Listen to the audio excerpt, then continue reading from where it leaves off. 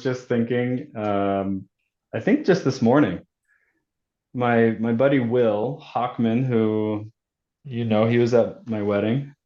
Um, he he wrote me this sweet little card after the wedding. He's like, to the warrior poet, something something. He's like, you know who you are, and you know what here means. Here you are. And I just love that. It just washed over my thoughts this morning. So yeah, I don't know. So here I am. Here you are. Here we are. Yeah. Wonderful. And before we started recording, we were just talking about our men's workshop that we just had on Saturday about navigating polarity. And I feel like it went really well. I really enjoyed the presence of all the other men in the group, and it was a beautiful opportunity for you and I to share who we are and show up as leaders. What are your thoughts about this weekend? I loved it. Yeah, I thought the guys who were there, they seemed to be really just open and into what we were offering. I liked our dynamic, the balance that we brought.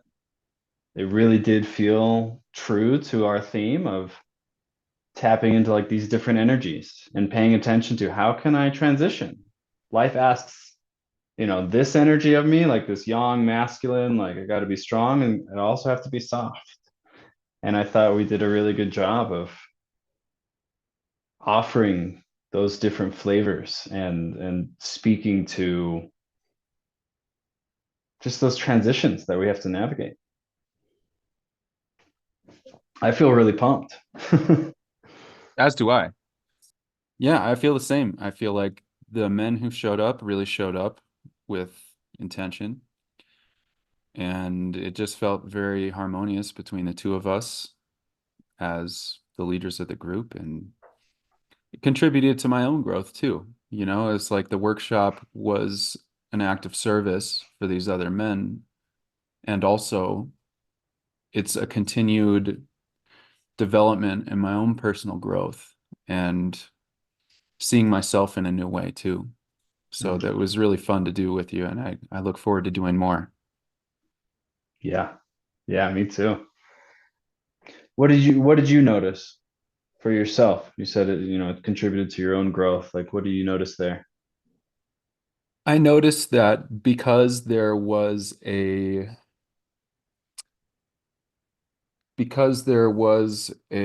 an urgency, as we were organizing this whole thing and putting it together for these other men, there's an urgency within myself to be better than I already was. There's a desire to be impeccable. And I think that we need to be prepared for things and also just trust that all of the structure and knowledge and wisdom is in there and it's going to come out in the right way in the moment. And so beforehand, I was feeling somewhat jittery about taking that role. But as soon as we stepped into that role, it just happened naturally. And so there was a new level of trusting myself that came Mm. to be and a naturalness to what we were doing, not only within myself, but between the two of us, that felt really good. It felt really empowering for me. And as we've talked about previously, going around the wheel on an ascending spiral, it felt like that was taking a few steps up. It was ascending in a way for me. Mm. Yeah, I love that. Love that you said it felt like a new level of trusting yourself. Yeah. That feels really true for myself as well. It's like that's the only way to get that, right? It's like you have to expand your edge a little bit. Otherwise, it's like, well, this is what I know I can do, and I can trust myself within this circle, but that's not going to expand unless I do something that I don't yet know. So it's like we do something new and we're like, oh, it turns out I'm actually capable of that as well. and I'm capable of being in the discomfort of that and all the unknowns of that and all of it. And oh, look, I did that. Yes. So our capacity was also expanded. It's interesting because that was sort of the intention for the men was to help them expand their capacity. But in putting that together, we're also expanding our capacity. Yeah. It's a never-ending growth cycle. Yeah. I just love, I've always thought of myself as a teacher. I love helping someone else understand the thing. And I've it's the same coin as learning, right? From it's like learning and teaching. It's two sides of the same coin where it's I want to teach because that's also how I learn. And I want to learn it so I can teach it. Like it's just there's this lovely little dance between those two. So it's, we're putting on this workshop and it's going to all this self-reflection and the work that we do to put it out, it's going to shine light on any area that I'm like, oh, do I know that? Do I know that well enough to speak it to someone? Do I know that well enough to explain it to a 5-year-old? Like in like that sort of like simple terms of like, all right, here's the basics of it, and we can build off that. And yeah, I just love the play between those two things. Everything has two sides to it, right? That's what I love about this way of thinking about the world. We created the workshop with a healthy balance of structure and flow. As we continue to learn and grow, there's a balance between learning something and teaching something, and they feed into each other. And as we continue, we're going to continue to oscillate between those two things. And I just love thinking about life that way because then it becomes nonlinear. It becomes more quantum, becomes more well-rounded, and it's as if we're not going just from point A to point B. We're going from point A to infinity. It just continues on, and we kind of revisit point A from time to time. I don't know if that makes sense. I don't know exactly. I mean, I like the feel of it. Maybe I got lost in infinity, but We're just using words. yeah. I mean, I get it that it's not this linear thing, right? It's not like, oh, I'm gonna get to B and then I'm done. Or it makes me think of, and I don't know if this is exactly what you were sharing, but the sense that like, you know, I feel like in our culture, we're taught that like these ends of the spectrums, they're actually separate. It feels like that's kind of the way things are portrayed is like there's the teacher and there's the student, and you have to have things mastered in order to teach. And there's this hierarchy of separation, right? It's like there's those who know and then there's those who don't know. And even like you go to a doctor, the medical establishment, or whatever it is, like there's all these like hierarchies of like there's the boss and there's the employee, and there's like, the boss tells the employee what to do. And like these are like these old ways of thinking about things. But I love this idea of like the teacher actually just like sitting in the dirt with the students. It's like, I'm not above you. I don't, it's not like I've mastered this. Um, I'm with you in this learning process together, and actually like your questions are helping me learn, and I'm just the one who happens to be gathering us all. But I'm not above, and maybe there's some levels of mastery. Like, yeah, I've worked on this thing and I want to share it, but it's not there's not the hierarchy, there's not the separation, right? Yeah, the way you articulated it, I like much more than the way that I said it. I love what you said about there being no hierarchy. It's like, sure, maybe you've done something enough to be proficient at it and to have enough understanding about it that it becomes more natural to you than somebody who's done it once or not at all. You've found value in doing something, you've gained some proficiency in it, and you just want to share that with other people, but you're also doing it with them. It's not like you're telling them, hey, this is how you do it. This is the right way, the only way. It's more like, this is what I've learned and found and explored, and I want to share that with you. And as I'm sharing that with you, it's also deepening my understanding of what it is we're doing here because I have to know it well enough to convey it in simple, concise terms or use my body and my energy as well as my words to convey it to you so that you understand it well enough to give it a shot. Mm. And that's what I felt like was happening there. We organized the group. We had a structure of activities that we had planned, but then we also were active participants at the same time. And the participants trusted us enough to want to join and participate and listen. Mm. That's the dynamic. Yeah. Yeah. Ah, I love it. I think I shared before we started recording that I feel myself standing up taller after that workshop. Like I'm just kind of naturally like just like I'm taking up a little more space or something. It feels very true. It's for me, it's like, yes, this is what I want to be doing. And there's like a real creativity that wants to come out and just this, it's like this saying yes, like, okay, yeah, what's next? What else can I offer? Mm. It feels good.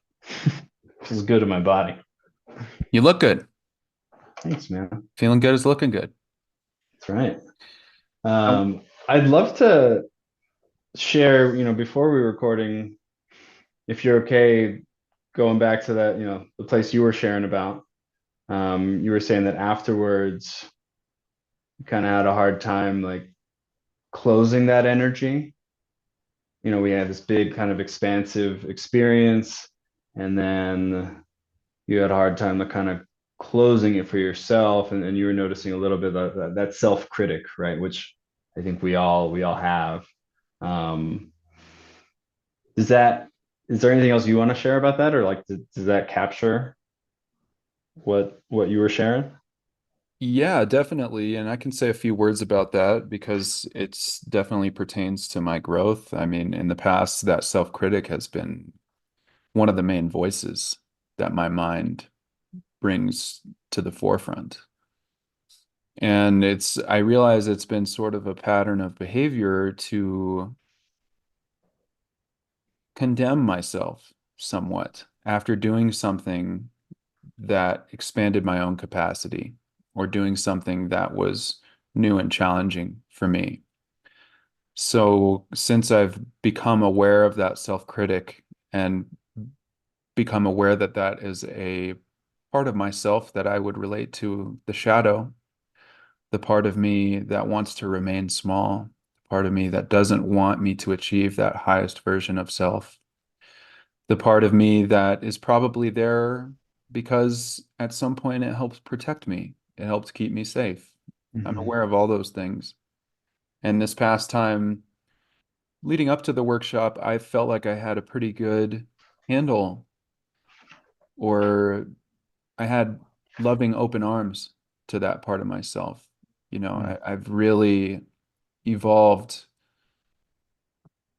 my self-conception to a point where I truly love who I am and all these aspects of myself more than I ever have. And since the workshop went so well, like it was virtually flawless, I felt like, and as we discussed afterwards, there was a lot of growth that happened in each of our individual capacity to hold and stand taller. That self-critic showed himself again and was sort of testing this newfound capacity, I feel, Mm. making sure that this is who I really want to be and who I really want to become. And just to close off that thought, and in reference to always trying to improve and love myself more. I'm grateful for that voice Mm. because in some ways that voice is what's keeping me operating at the level that I want to. If that voice wasn't there and maybe I was ignorant to some of the things that were happening in the workshop, I might just continue on, being less than who I really want to be. Mm. That voice gives some clarity. It gives some point of reference for me to continue my growth.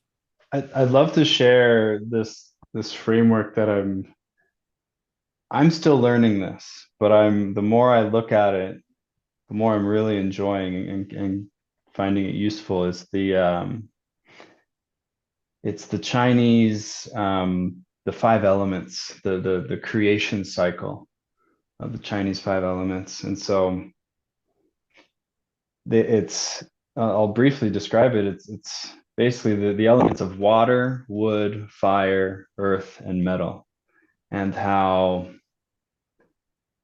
And actually, I'm just listening to a book where they're talking about the word element is it's a translation of the term, which tends, in my mind, it tends to feel like it's more of a static thing. But you could also translate, and I'm not even going to attempt to speak the Chinese phrase. I don't remember it. But you could also translate it as the five phases, where it's this cycle, and it's never nothing is just one thing. It's like it takes on this energy as it's moving through and moving into the next one, right? But it's and some readings start the cycle at one spot, but it's a cycle. It doesn't really have a beginning or an ending, right? But you could start it with wood is a nice place to start because wood is like the energy of spring. It's the force of a tree like bursting through the earth to grow upwards. It's ambition. It's like I have a desire, an impulse to move, to do something. And then that wood grows up into a big tree, and then it goes fully into fire. It's like the wood is ready to burn, right? There's fuel there. And wood would be spring. Maybe I said that already. Fire is summer, right? So it's like full action, full expression, moving out into the world. There's like a transformation.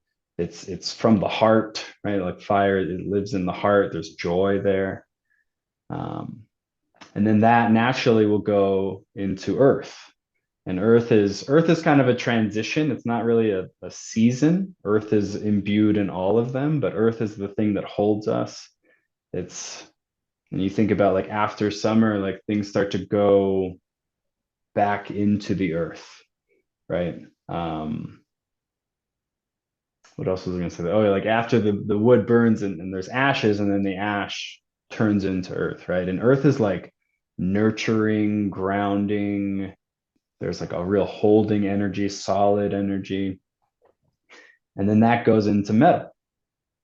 And metal is the autumn. Metal is the like cutting self-reflection, right? There can be a real like self-honesty, transparency.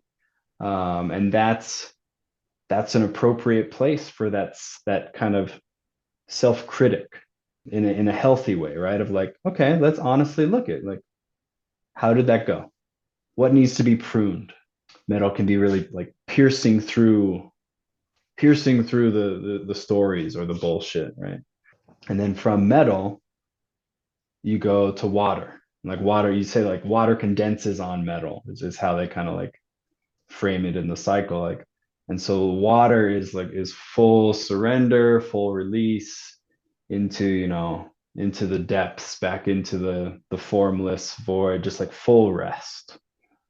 And then from that place of rest, wood gets to emerge again, right? Like water nourishes the wood that wants to grow. So I love that the energy of it, like the cycle. Okay, yeah. And then the more I look at it, it's like this is a natural way that things will progress. And there's also like when things are imbalanced, and there can be imbalances here, right? And so it just made me wonder if about the self-critic, right? Like you said, you appreciate this part of yourself. It helps you grow. It helps you, achieve the things you want to achieve. And I feel like that's the healthy metal, right? Is like this healthy part that's like, okay, that doesn't work. This does work.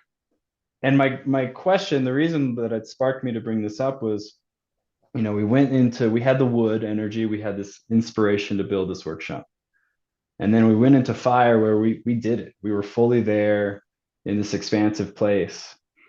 And then I wonder, did you notice, or like did you spend enough time in the earth before letting that critic come in? Or is that would that be useful to just like, okay, what can I do to nourish myself here before I even start to analyze? And to me, that felt like finding that energy of like, okay, I'm going to close this and like rest before I start judging and critiquing. Yeah, I'm curious. I'm gonna pause there and just see how that lands for you. Well, first of all, I really appreciate the description of those five elements, and I love what you said about them being amorphous phases. When you look at nature, it's not like one day all of a sudden spring is over and summer begins. There's a blending from one to the other. And I just love that visual and that representation of the transition between elements because as you transition from one to the other, it becomes less of the element that you're moving away from and more of the element that you're moving into. But there's no like hard lined stop and start between the elements. It's a blending. Mhm. And to answer your question, I feel like that's where I have an area for improvement. I often go from fire to metal and skip the earth.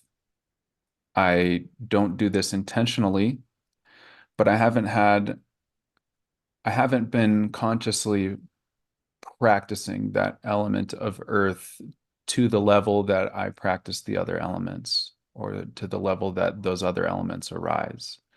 The way that you describe it is really helpful to me because there's like the image of ash settling on the earth really spoke to me. It's like we created fire. There's a lot of fire and excitement and growth happening there.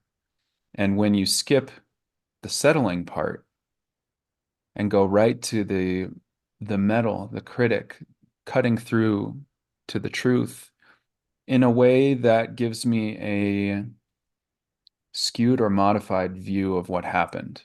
Because rather than letting it settle and become a part of me before reflecting and going straight to the reflection, then it's almost as if my condition is geared towards finding the flaws. And if I let it settle within me, if I come back to my own practice of silence and receptivity and allowing all of that to land before jumping into figuring out how I can improve or what went well or what didn't go well, I imagine I will have a much more clear picture of what happened. Because when you and I spoke right after the workshop, we were still in the fire. We were still hyped up. We were like congratulatory and reflective. We both kind of went straight to reflection together, which I wanted to do. I was excited. I wanted to hear how it was for you. I wanted to share how it was for me. And in my own sphere, that's, I think, the solution to this sort of discomfort that comes up from self-critique. So, thank you for that metaphor and reminder. I'm going to do my best to get back to the earth right Mm, after.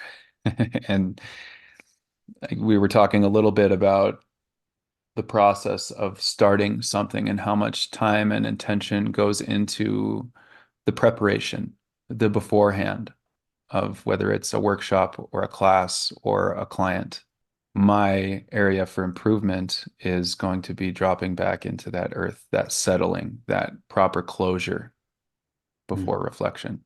Cool. I'm glad it resonates with you. And there's there's a lot to learn within that framework that I'm still trying to grasp. But yeah, it feels true. Like as I speak to that, and as you're reflecting on, it's like if you jump straight from fire to metal, like it's, and I love, it's a great metaphor built into it. It's like the metal's too hot. It's like that's a little too hot, man. Like I gotta cut so deep. Yes. um, and even just thinking like a natural, like if I'm around a fire, there's this natural, like the fire dies down and then it's just embers, but there's like a quiet that happens at the end of the night when it's just the embers. And maybe you're sharing some stories or you're just singing some light songs, but there's like a settling, that's natural as opposed to going straight from fire to that self-critic. And I think this is very true for men in our culture, right? We're very much like wood fire metal. Like, let's do the next thing, let's make it happen, and critic, right? And the earth and water elements to me feel like more of that yin energy. It's like the earth is like, okay, I'm gonna settle, I'm gonna pause, I'm gonna tend to myself. And the water is like full surrender, like full release. And if it's just if we just go from wood, fire, metal, like that's where burnout happens, right? That's where like we're missing something. We're gonna get burned out, we're gonna get too hot, we're gonna get imbalanced there. And so that was a big theme in the qigong class I just did. Like we spent a lot of time in the water elements, like because that's not a place where most men go in this culture. Well, I love that. And it's so fascinating to me when you start exploring these metaphorical systems of understanding the world. And the insight that's coming to me in this moment is that metal is created out of the earth, right? And part of that process is the ash being reabsorbed into the earth. You burn the wood, the ash settles onto the earth, and then through that process, it becomes absorbed into the earth. And without that absorbing, the metal can't even be created. There are atoms present in the ash that are necessary to be absorbed into the earth to create minerals, to create metal. And that just stands out to me because it shines a lot more light on the importance of that settling process. If that settling process doesn't occur, then how is the proper metal even going to be made? And to bring that back to the mundane world, if I create something and I spend the time to let it settle within me, then actually my reflection is going to be much more clear cut. It's Yeah. going to be more truthful than just jumping right to the razor right after it's done. Hmm. So that's very helpful. Thank you. Yeah. I love talking about it. It's like we could just keep going deeper. It feels like I love what you just said. It's like if there's not earth, then it actually doesn't get to produce the metal, right? And to me, as I feel into that, if the earth is depleted or if the earth is missed, and then the metal actually, like the quality of the metal starts to get depleted. And then as that happens, it's like I don't actually have the true clarity, like the true reflection. It's like this empty. sort of like surface level, which then ends up just being this like kind of slashing critic. Like I don't actually have the fortitude to really look at the mirror and say, no, what went well and what can improve. And I can accept both those things. But it just ends up being this like I'm picturing this kind of like wispy little character with like a little thin knife that's just like, oh, you didn't do it right. You didn't do it right. But that's all it's capable of, as opposed to like an actual just grounded warrior with a clean sword that's like, okay, I'm here and I don't wield this thing lightly. That thing was good. Take that in. That's a true reflection. Okay, that thing, it was good, but there's a little improvement here. Or you know what? That didn't work at all. And being able to really own that honest reflection as opposed to like the withered, wispy little just like cuts, right? Of that self-critic. Like I'm just gonna like give you some paper cuts because the metal is actually depleted because you didn't go to Earth. I love that. Yeah. I'd love to know, just going back to this keeps coming up in my mind as we're talking. I'd love to go back to structure and flow, if you don't mind, Mm-hmm. because in everything we do, there's varying degrees of structure and flow. And I've been in a season of flow for a few weeks or even months now, and I'm feeling this impulse to cultivate more structure. Like we were talking about this the other day pertaining to Taoism and going with the flow of life, right? And how there's actually to be in the flow, sometimes there's structure that's required. And actually, sometimes part of the structure is being in the flow. And I'm feeling this impulse to right now, part of my flow is to cultivate more structure to achieve my goals. And so I just wanted to ask you, where does your life fall on that spectrum between structure and flow currently, in reference to your goals? It's a good question. I've been more in flow lately.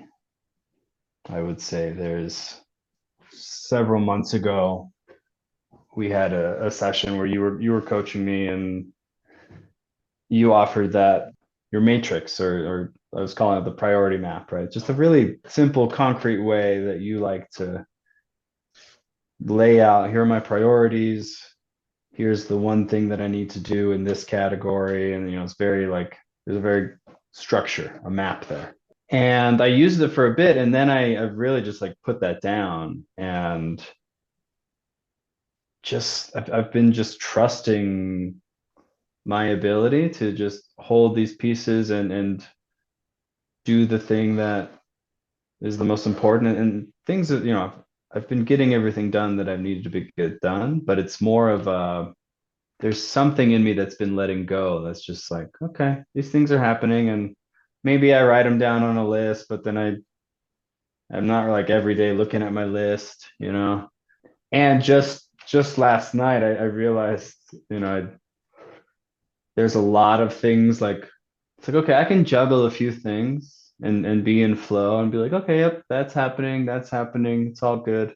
And I just started taking on a position as a project manager for my community doing this big paint project. All the buildings are getting painted and I'm managing the paint crews. So all of a sudden there's all these little communications that need to happen and all this, which is not necessarily my strong suit of like just like little texts and emails and I don't love that side of it. So there's just like, oh wow, there's a lot more balls in the air. And so I'm like, okay, I need a little bit more structure to hold all these things. And actually, what I end up doing this, when things get like I'm like, oh, there's too many balls in the air, I get a stack of 3x5 cards, and anything that's like one item gets written on one card, and then I just have a stack of like, oh, here's all the things I need to do, and I can lay them out and reorganize them and group them, and be like, okay, here are the three things I'm gonna do. Here's the one thing I'm gonna do, and then I get rid of the card when I'm done, and that feels nice. And even within that, like I made all this big, I have this stack of cards now that I have to do, and there's still this sense of flow. And I'll finish with, I think for me right now, I've done enough of the structure in the past. I've done enough of the discipline of like, okay, here's the things I'm gonna do, and that at this point I can hold it all with a little more looseness. I think it's like, okay, I trust that these things will get done, and I don't need to clench and grasp so much. And trusting, like, yeah, there are times where I do need to set aside some time and just crank through the list, but holding it all with like an open palm. Do you write down goals? I sometimes I do. And I think the last time I've really done that maybe would be this last year. I did a process of writing out like a 3 year, 5 year vision plan. And that actually felt very much like a in the flow process where I just allowed myself to be creative and just say like, okay, this is what I could see for myself and that I want to move towards in the next 3 to 5 years. And filled out that picture as much as I could. And so within there are goals of, having coaching or facilitating being my main source of income, having kids, having a family, or surrounded by my family, that my wife and kids, and these sorts of things. And then I kind of just put it down. Like it's there, and I think about it, but it's not so much like, all right, I'm going to do this by this date. And at the same time, there are several goals, like this workshop, this podcast. Like these are things that were goals of mine, but I never wrote down like, I'm gonna start a podcast with Kristian by this date. It just kind of happened. So it's interesting. It feels a little, it's new for me that like these things are happening, and I am holding these goals, but it's coming from a different place maybe, or it's not coming from my ego mind. It's just kind of a like from the bottom up, emergent, like, oh yeah, this thing has my attention and I'm gonna keep doing it. Yeah, there's a lot that's coming up for me around that. On one hand, I feel it's important to write goals, and especially if they're professional goals, maybe you don't set a hard line date, but for myself, I like to try and set, like, I would love to have this many clients by the end of the year or something. And when I set a goal like that, next question is, okay, how am I going to get there? What am I going to do to bring myself to that desired outcome? When there's too much flow, it feels a little more out of reach for me to obtain those goals. Like, and that's what the impulse I'm feeling now is like, okay, I have these goals and I'm really good at getting into the flow. And like you said, like, okay, the things are out there. I've written them down. I've got some systems in place to keep myself on track. However, sometimes I feel like I need more structure to really get to where I want to go. And so I'm trying to jump back on the other side of the seesaw a little bit and bring in more structure. And I feel like once I have that structure in place, then I can go back to flowing with that structure. Yeah. Well, it makes me reflect. There is some part of me that, I mean, I can totally see the value of maybe even for myself having a little more structure and having, setting concrete goals, even like with dates, and like I'm going to do this thing by this date. And even if I don't make it, I've moved towards it, and then I can readjust. Maybe my timeline was a little off, but there's some part of me as you say that's, I wonder, like, would that be good for me, or is that something I want to lean into right now? Yeah. And I don't know. It's kind of it's just a curiosity. part of me feels there's this kind of, it's like a waiting to really see what is emerging of, it's like the goals are coming from a different place. Is like, I keep coming back to that sense is, I think in the past I've heard, and I believe they're like, oh, you got to set goals if you want to do stuff, and it's an important thing to do. But somehow, like my goal setting was just coming from, it wasn't coming from a grounded place, or it was just coming from like, well, this is what I think I should set a goal like this, so I'll set the goal like that. And in my experience, that never really worked for me. I would fizzle out. It wouldn't, I'd be like, well, that didn't really work. So, and now there's more of this like emergent thing where it's like, oh, this just is coming out of me. And so the natural place is like, yeah, of course we're going to do a workshop because this energy has to go somewhere. And so then, oh, great, then there's a workshop happening. Same with the podcast, these sorts of things.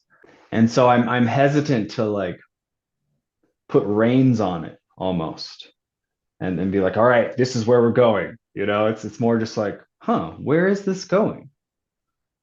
And so it just, it makes me wonder, and I think I'll continue to watch and see, is there, maybe there will be a natural impulse like you're talking about of like, okay, now I need a little more structure. Now I'm gonna create a grid or whatever. Well, it's interesting because I feel like if something wants to be, then it will be. And it almost doesn't need the structure. It just needs to be allowed to happen. Like you were saying with the workshop, that sort of just came to be. We had been talking about it, and then all of a sudden we are like, oh, let's just do a workshop. And we just started planning and talking about it, and then it happened. Same thing with this podcast. We started off doing this as a way to keep each other on track, to hold each other accountable, and to get fired up for the week. And then all of a sudden we realized, oh, we're actually having conversations that other people might find valuable. Let's do that. And once we made that decision, the structure of what we were doing changed. And we're very much in the flow. Some weeks we do spend time with that first part of accountability and planning and discussing what has happened or what's going to happen in the week. And other days we're like, man, I'm feeling fired up. Let's just have a talk and record it. Mm. So just to reiterate, some things and th those things feel very natural that are ready to emerge and they just pour out of us is what it seems. And that brings into question, okay, is what I'm desiring what's really ready to emerge?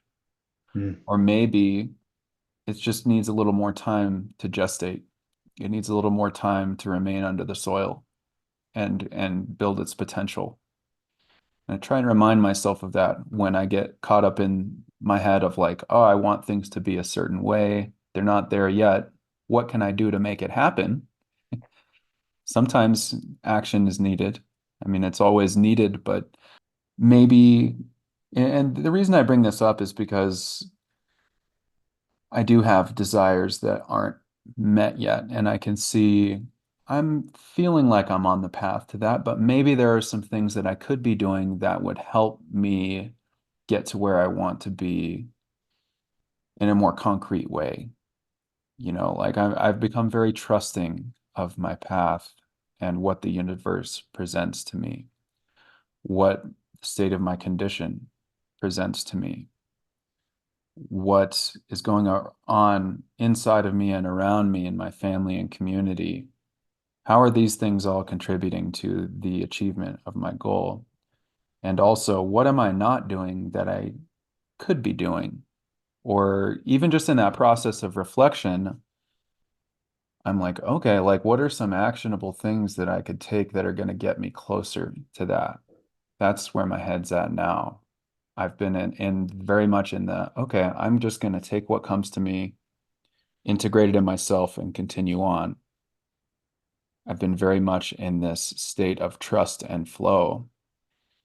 And maybe this impulse to be more structured is, I don't know what it is, but maybe it's just a call to be more reflective, to bring back in more of that metal energy and decipher, what am I wasting my time on and what am I putting my time to use with for the outcome that I desire.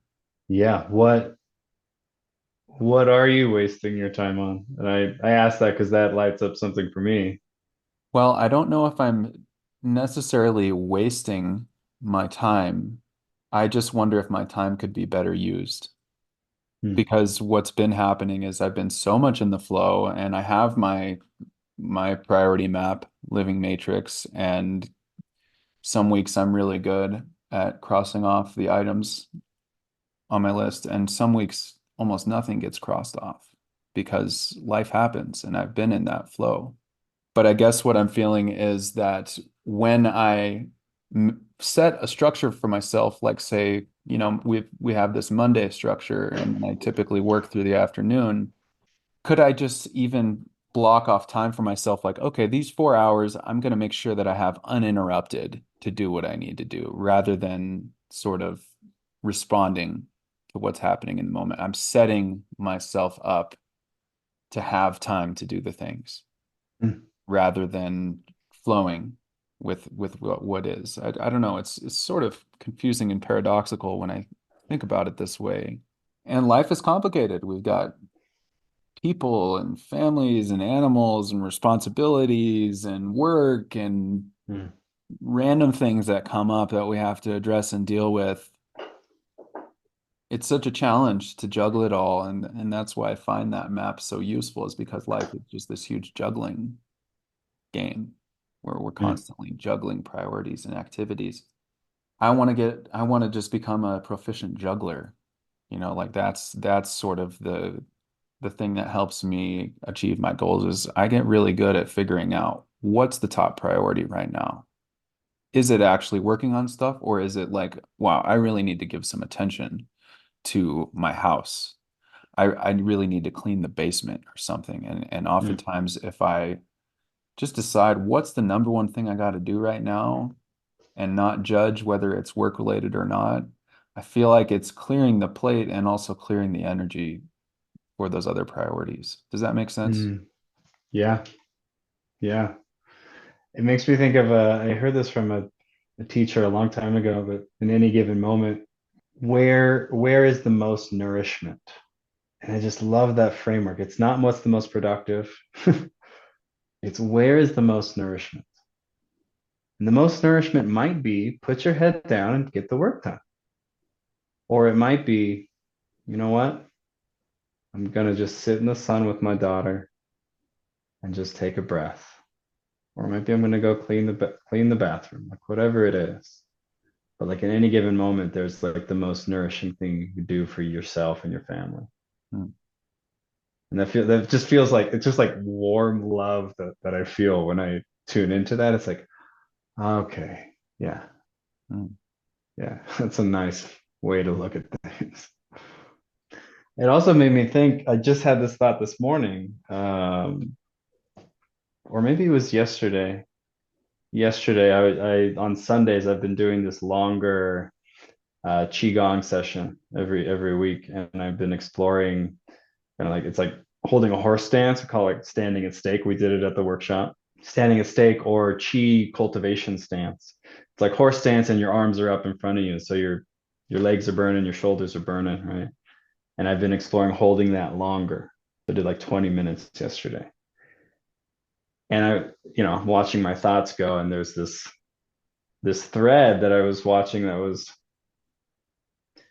about quitting, and like no, like that idea even of quitting is like it's only quitting for me. It's like if I stop completely.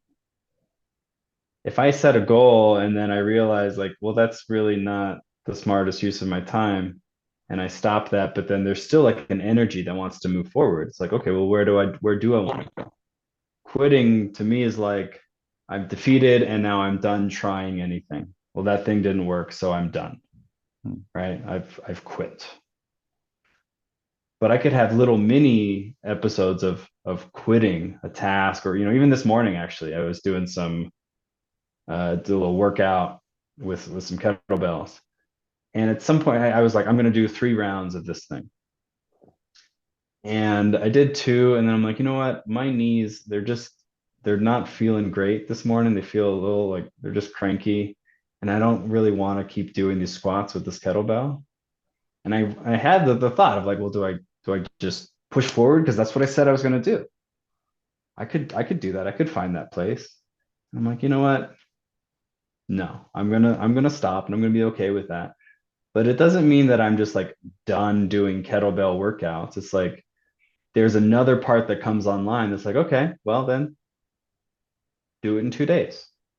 Pick up the kettlebell, see how the knees feel. But there's like this persistence that it's like I'm gonna keep coming back to the place of work. I'm gonna keep doing it. So like on your priority list where you're like, yeah, I did the thing, and this week nothing got checked off. Now, if you just threw the whole thing out and you're like, well, that's the system doesn't work, that would be quitting. But you set your list and then life happened and you're like, well, I didn't get anything done. Great. Next Monday. Okay. Now what's the most nourishing thing for me to do this week? Today, this moment. Right. And you just like keep coming back to engaging with what's real. Yeah, you bring up a really powerful skill called discernment. And to me, that means being able to decide what's true or not for me in the moment. And it doesn't mean quitting because I just don't want to do it. It means what you said, which is basically what's going to be the most nourishing for me in this moment and for my life in this moment. And it also brings up something I've been thinking a lot about lately, which is what really is this life? Most people spend the majority of their life working and sleeping. Now, I love to sleep. It's one of my favorite non-activities. And I also love sitting in the sun and doing nothing. And there's been a lot of that lately. There's been a lot of sitting in the sun and doing nothing. And that's been wonderful because you receive a lot from the sun. You receive energy and nourishment and vitamins, and just light is the source of all life. And I've just been thinking like, okay, like what what is really the most important thing for me to be doing in any given moment? And if I were to look back on my life, say I were to die tomorrow, what would I be glad that I did? Would I be glad that I spent 8, 10 hours working on something? Or would I be glad that I worked for 3 or 4 hours and then I sat in the sun for two and just felt life coming at me in the form of the sun's rays? Hmm. Or that I sat with my daughter and stopped working for the rest of the day because I wasn't expecting her to be home and now she is. Like what are the things, discerning what are the things that are most important? And yeah, of course I have professional goals. Of course I want to better my life situation. Of course I want to make more money and give myself and my family more opportunity. But in the grand scheme of things, all those little moments where I stop and do what's the most nourishing to me are actually what make me the most happy. Hmm. And I'm grateful that I have the life situation now where I can do those things. And I've also just been thinking like, okay, say I have developed my professional life to where it's at. How would I actually be living if I were making all the money I wanted and having all the clients that I wanted and serving my purpose? Well, the cool thing is I'm already living that way because Hmm. I decide. I decide when I want to do things or not. I decide when I want to pause or not. I don't have to answer to anybody else. I'm living the way that I would want to be living if I had all the things that I want. Hmm. So it stands to reason that eventually I'll just have all the things that I want, or maybe my desires will change, or maybe both. Yeah. There's just this idea of contentment. What makes you the Yeah. most content? Well, first, I love that you can recognize that you're already living that. A mentor of mine, when I was doing that 3 to 5 year vision process, part of that, the prompts that I was getting from my mentors were, it's like one of the reasons why it's a good thing to set a vision forward. It's like these are the things that I'm moving forward and really fill out like what will I be doing with my time? How will I feel? Really paint yourself a vivid picture because the more you can do that, the more you can start to recognize it's already here. It's already showing up. I'm already doing that thing. And so you can start to attune to that and be like, okay, the thing that I think I want is here. It's already a part of me. I'm already living that. And then it gives you more nourishment and more capacity to keep moving forward. It's like, those are the important things and they're here. That's beautiful. What where do I find the most contentment? Lately it's these little moments. My wife and I are in the process of trying to conceive. And so there's this real energy of like I'm we're calling in the child that wants to come and we're engaging with this mystery.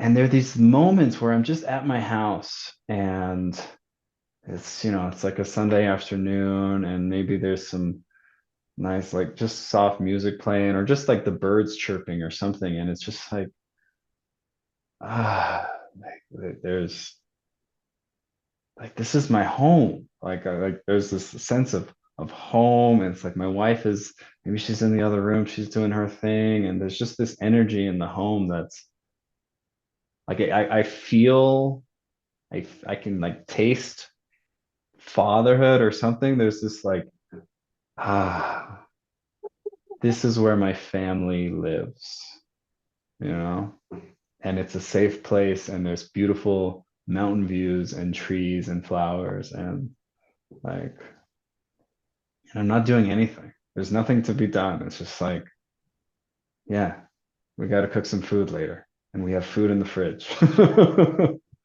Amazing. Well, that brings us basically to where this conversation started, which is, are you here now? If you're here now, really here now, not thinking about where you're going to go, you're really here now. That's where contentedness is found. It's where I Mm, find it. If I'm really in this moment, sitting across from you virtually, pretty content, not thinking about what's going to happen after. I'm just right here. And that's what all the masters say, right? Be here now. that's It's so it. simple and it's a continued point of contemplation. Mm, But really what it is just a way of being. It's what I believe. you said it. That's what I believe. Curious. Feels like we're at a beautiful place to land here. But the question comes up for me is what's one thing that you know that is nourishing for you that you will do today or this week? Where's the nourishment? I do a lot of things that give me nourishment. That's sort of the way I live, I feel Hmm. like, is what fills my cup. And if I were to pick one thing that I really want to make sure I do this week that's nourishing, I'm going to get dirty in the garden. I'm going to get my feet in the garden and continue preparing the garden bed for the season of crops, a variety of different crops that we're growing. And this season, I have more space to tend to my garden than I have in years past because of my life situation. And I'm so grateful for that. But that's what I'm going to do. I'm going to just get my feet and hands really dirty and even eat something with my dirty hands so I get those microbes in my body. Love it. How about you? I think this starting today and this week. Um, I had been doing this for a little bit and I fell off, but there's an app called the Triple Flame app, which is from Richard Rudd and the Gene Keys, and but he just promotes having more times of rest and contemplation and just stillness. And so the app really it just reminds you, you can set it like every 3 hours to pause for 3 minutes is his prescription. And I had been doing that for a bit. In the last couple of weeks, I've fallen off of it. And there's something just really nice about like I don't always I can pause. I can pause. And for me, it's twice a day. I meditate in the morning and the afternoon, so there's already a built-in pause. But like at 12 o'clock and 3 o'clock, when that alarm goes off, I'm going to prioritize just putting things down. I can rest for 3 to 5 minutes. And there's something about that gesture, that stance that feels very nourishing. That's just like, okay, yeah, it's not all about productivity. Like just rest and feel the sun on my face and take some breaths. So I'm going to do Wonderful. that. I love that. I'm going to try and do that more as well. All right, brother. Well, thank you for the wonderful conversation. I hope you have a beautiful week, and I look forward to imbibing the mystery with you more. Indeed. Love you, man. Love Love you this too, thing that brother. we do. Likewise. I'll talk to you soon. All right. Bye.